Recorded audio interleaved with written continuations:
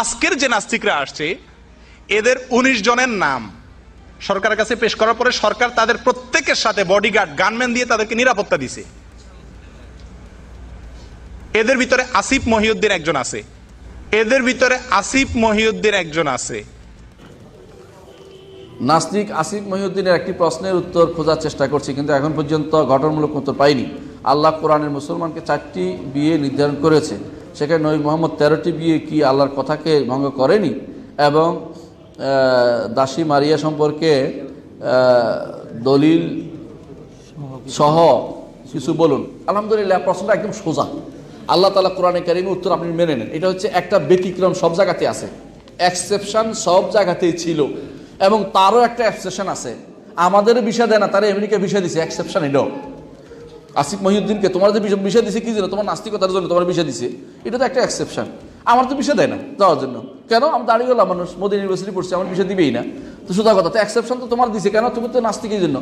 প্রাণপ্রিয় মুসলিয়ান, আপনারা অনেকেই হয়তো জানেন, সোশ্যাল মিডিয়াতে দেখে থাকবেন, এই মাসের 16 তারিখ 16ই ফেব্রুয়ারি বাংলাদেশের ইতিহাসের সবচেয়ে বড় যেই নাস্তিক আসিফ মহিউদ্দিন, তার সাথে আমার একটা বিতর্ক, একটা ডিবেট হওয়ার কথা ছিল ফেস দ্য পিপল সাগর সাহেবের সেই পেজে।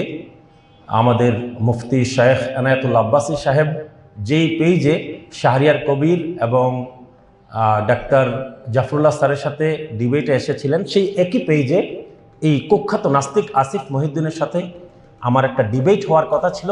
কিন্তু দেশি বিদেশি, ভেতরের এবং বাহিরের অনেক ষড়যন্ত্রের ফলে উপস্থাপক যিনি, এই পেজের অ্যাডমিন যিনি, তিনি এটা থেকে সরে আসতে বাধ্য হয়েছেন। কারণ আমি সবচাইতে বড় জিনিস যেটা বলবো সেটা হচ্ছে আমরা মুসলমানরাই আমাদের মুসলমানদের সবচাইতে বড় শত্রু। আসসালামু আলাইকুম। আমরা বিভিন্ন সময়ে বিভিন্ন পাঠকের একটা কিউরিওসিটি, তাদের একটা কমন জিজ্ঞাসা থাকে যে বিভিন্ন জন, যেমন আসিফ মহিউদ্দিন বা এরকম আরও যারা আছে, তাদের সাথে কেন মোজাম্মেল স্যার ডিবেট করেন না? তারা প্রায় সময় আগ্রহ দেখান যে এদের সাথে বা এরকম আরও অনেকের সাথে স্যার যদি একটা ডিবেটে আসেন। কিন্তু স্যার কেন ডিবেট করতে যাচ্ছেন না সেটা কখনো ওদেরকে অ্যান্সার করা হয় নাই। আমি চাচ্ছি স্যার এটা নিয়ে কিছু কথা বলুক। না, আসলে মানে অন ক্যামেরা আমার মানে এই জিনিসটা আমি আমি বলছি যে this is a plain confession, যে অনেকেই অনেক কিছু, অনেক রেফারেন্স যেভাবে জানে, আমি আসলে তত কিছু জানি না। মানে আমার জানাটা হচ্ছে more argument base, argumentative and conceptual. অনেক বেশি রেফারেন্স বলা, একটা বিষয়ে অনেক তথ্য বলা, এটা কী হয়েছে, সেটা কী হয়েছে, এটা বলা, এটা আসলে আমি পারি না। ওকে, তো যারা আসিফ মহিউদ্দিনের কথা বলছে বা আরও কি নাম বলছে ইত্যাদি বলছে, হ্যাঁ, আমিও ওনাদের অনেকগুলো শুনেছি।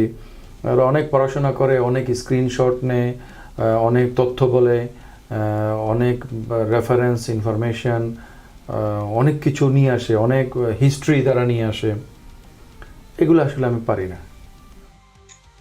জি সাগর ভাই, আপনাকে ধন্যবাদ। আপনি এর আগেও আমাকে আপনার সাথে সম্পৃক্ত করতে চেয়েছিলেন সেভ দ্য পিপলে, আমি বিভিন্ন কারণে সেখানে সম্পৃক্ত হতে পারিনি। এর আগে আসিফ মহিউদ্দিনের সাথে একটা ডিবেট হওয়ার কথা ছিল আপনার মাধ্যমে। তবে আমি আপনাকে জানিয়েছিলাম আসলে এই নাস্তিকতা একটি দার্শনিক বিষয়, এবং আসিফ মহিউদ্দিনদেরকে আমরা নাস্তিক মনে করাচ্ছি, তাদেরকে আমরা যেটা মনে করি তারা আসলে ধর্ম বিদ্বেষী। সেজন্য আমি আমাদের সকলের পক্ষ থেকে ইয়ে ছিল যে তার সাথে ডিবেটে না যাওয়া। এরপর আরো দু একবার আসার কথা ছিল, আমার সময়ের কারণে। শেখ আব্দুর রাজ্জাক বিন ইউসুফ, তিনি শেখ আসিফ মহিউদ্দিন দুটি ফেসবুক স্ট্যাটাস দিয়েছেন। আরেক ভাইয়ের প্রশ্ন আছে যে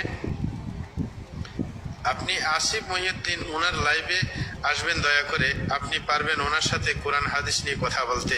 না, এই সমস্ত যারা আপনার নাস্তিক তাদের সাথে লাইভে আসার কোনো প্রয়োজন নেই। হ্যাঁ, কারণ এই সমস্ত লাইভে আসা মানে তাদের কথা যেটা উপস্থাপন করবে সেটাকে সাপোর্ট করার মতো। আর তারা কোরআন হাদিস মানে না, তখন যুক্তি দিয়ে আপনাকে তাকে বোঝানোর চেষ্টা করতে হবে। আর যুক্তি তর্কে একজনকে গায়েল করে ফেলতেও পারে, হ্যাঁ, সম্ভাবনা আছে। হ্যাঁ, সুতরাং ওই ক্ষেত্রে মনে করে যে আলেমকে ঘায়েল করা হইলো। সুতরাং এই সমস্ত ব্যাপারে কারোর সাথে এরকম তর্কে যাওয়া ঠিক নয়। যদি সে আপনার দুনিয়াতে এখন যে ব্যক্তি নিজেই গবেষণা করে যে আল্লাহর কত কুদরত, আল্লাহর যে মাখলুকাত, এগুলো নিয়ে চিন্তা করলে নিজেই আল্লাহর অস্তিত্বের খোঁজ পেয়ে যায়। সুতরাং এদেরকে এবং বইপত্রের কোনো অভাব নেই আপনার নাস্তিকদের জন্য, যেটা পড়ে সে আস্তিক হতে পারে। সুতরাং এই সমস্ত বখাটের সাথে আপনার এরকম লাইভ প্রোগ্রামে গিয়ে নিজের সময় নষ্ট করা, নিজের ব্রেন নষ্ট করার কোনো মানে হয় না। আল্লাহ যেন সহজ করুন।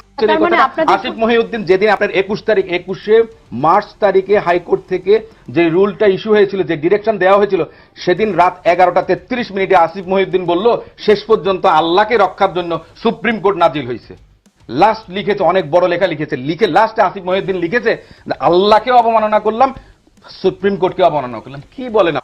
এই জাতীয় আরো আছে না নাই যারা শাহবাগের মোড়ে বসে ব্লগার নাম দিয়া নাস্তিকতা করেছে, কোরআনের বিরুদ্ধে, আল্লাহর বিরুদ্ধে কথা বলেছে। আসিফ মহিউদ্দিন অ্যারেস্ট হয়েছিল আলেমদের আন্দোলনের কারণে। সরকার তখন 4 জন নাস্তিক ব্লগারকে অ্যারেস্ট করেছে। তার মাঝে একজনের নাম ছিল আসিফ মহিউদ্দিন। সে তার ব্লগে লিখেছে শাহবাগের মোড়ে যদি আল্লাহ নেমে আসে সে আল্লাহকেও ফাঁসি দিয়ে দেবে। নাউযুবিল্লাহ।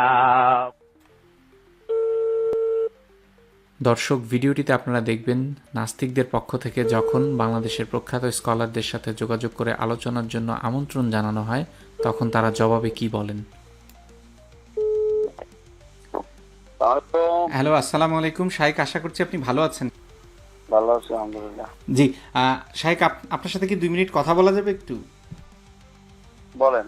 জি, আমি মাতুব্বর আজাদ অভিজিৎ বলছিলাম সংশয়.com থেকে। আসিফ মহিউদ্দিন যেই ওয়েবসাইটটা চালায়, আপনি তো নিশ্চয়ই চেনেন ওনাকে, জার্মানিতে থাকেন। তো শাইখ, আপনি তো প্রায় ওনার বিভিন্ন প্রশ্নের উত্তর দেন ইউটিউবে, এবং দেখা যায় যে আপনি প্রতিপক্ষ ছাড়া জবাব দিচ্ছেন। তো ওনার সাথে কথা বললে, সরাসরি কথা বললে কি ভালো হতো না? তাহলে উনিও সুযোগ পেতে কথা বলার, আপনিও কথা বলতেন, আমরাও শুনতে পারতাম, একটা ভালো বিতর্ক দেখতে পারতাম। উনি আপনার সাথে কথা বলতে চাচ্ছিলেন, আপনি কি বলেন?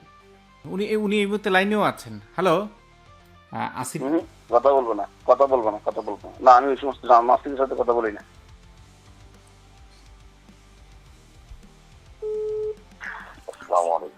হ্যালো, আসসালামু আলাইকুম শাইখ, ভালো আছেন?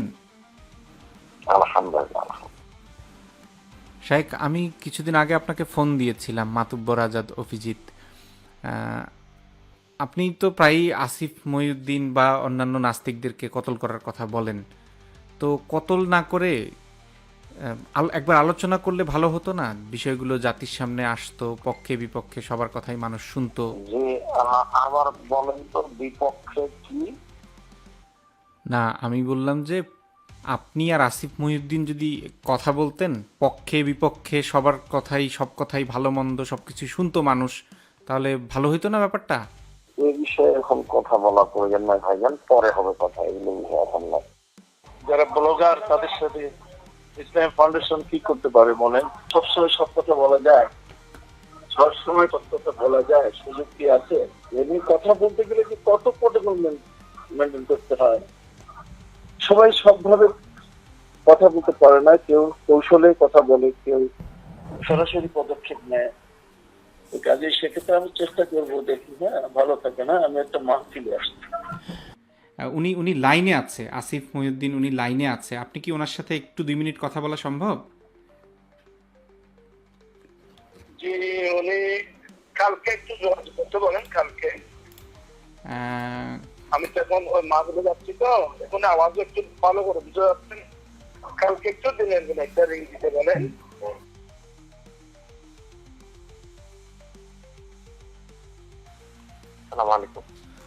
হ্যালো, আসসালামু আলাইকুম। মুফতি এহসানুল হক মুজাদ্দেদি হুজুর বলছিলেন? বলেন। জি, আমি মাতুব্বর বলছিলাম।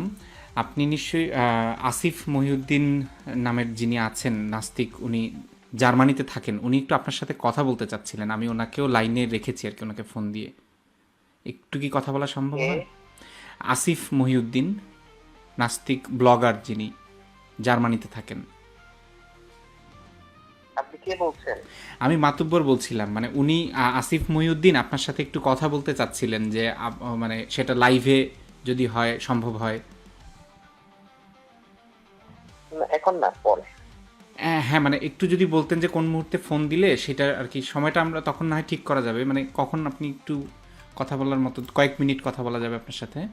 না, আমি আসলে কথা বলতে চাইতেছি না। আচ্ছা, না মানে মানে আপনাদের সাথে কথা বললে আসলে আপনাদেরই কি ভালো হতো না, যে ধর্মের জিনিসটা বের হয়ে আসতো। ওনারা যে এই যে ধর্মের বিরুদ্ধে যে কথাগুলো বলছে ওনারা। ধর্ম এটা যার যার ব্যক্তিগত অধিকার, মানা না মানা, কিন্তু আমরা ইসলাম মানি। ইসলাম সঠিক ধর্ম এবং ইসলাম শ্রেষ্ঠ ধর্ম এই হিসেবে। এখন যদি কেউ না মানে এই বিষয়ে আমি মানে কথা বলতে চাই না, ঠিক আছে?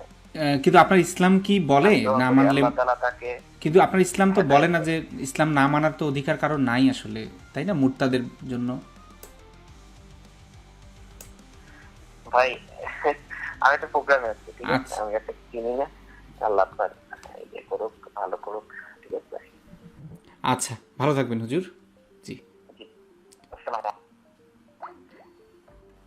দেখলেন তো দর্শক, আমাদের চাপাতি দিয়ে কোপাবার হুমকি দেয়া কোনো আলেমরাই আমাদের সাথে আলোচনা করতে চাচ্ছেন না। কেন? ইসলামের গোমর ফাঁস হয়ে যাওয়ার ভয়ে? তাদের ওয়াজ ব্যবসা বন্ধ হয়ে যাওয়ার ভয়ে? আমাদের পক্ষ থেকে চেষ্টার ত্রুটি ছিল না, কিন্তু তারা নাস্তিকদের জবাব এখানে ওখানে এর ওর সামনে দিলেও সরাসরি কেউই নাস্তিকদের ফেস করতে সাহস পাচ্ছে না। কারণ কি জানেন? কারণ ওনারা তো জানেনই যে ওনারা যা বলেন নাস্তিকরাও তাই বলে। সেই কথাগুলো যে ভালো বা সঠিক সেটা সাধারণ বা মোডারেট মুসলিমদের তারা কখনই বোঝাতে পারবে না। এখন আপনারাই সিদ্ধান্ত নিন।